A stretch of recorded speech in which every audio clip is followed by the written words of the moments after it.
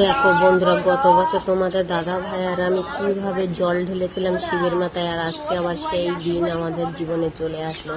আজকে আমাদের বাড়িতে শিব আসলো, কিন্তু আমরা জল ঢালতে পারছি না। ডাক্তারে তো পাশের বাড়ির ওই দুটো যা হয়, আমি বললাম তোরা ঢাল একটু আমাদের বাড়িতে, মন্দিরে অন্তত শিবটার মাথায় জল পড়ুক।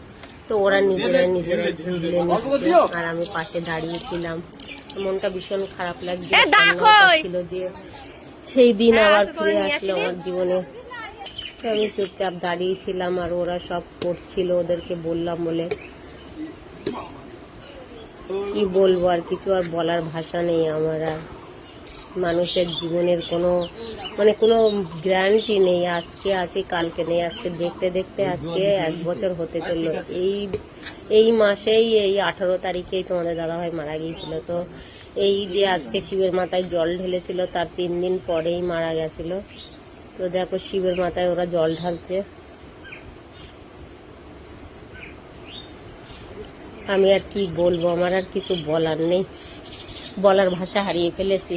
তো চুপচাপ মন খারাপ করে দাঁড়িয়েছিলাম আর ভাবছিলাম, আর সেই কথা শুধু মনে পড়ছিল আমার।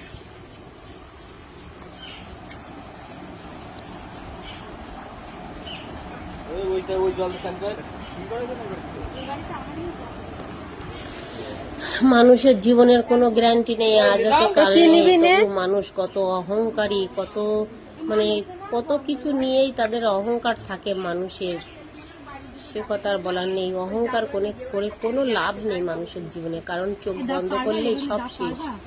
আজকে মরলেই কালকে 2 দিন হয়ে যাবে। তো দেখতে দেখতে আমাদের 1 বছর হয়ে গেল।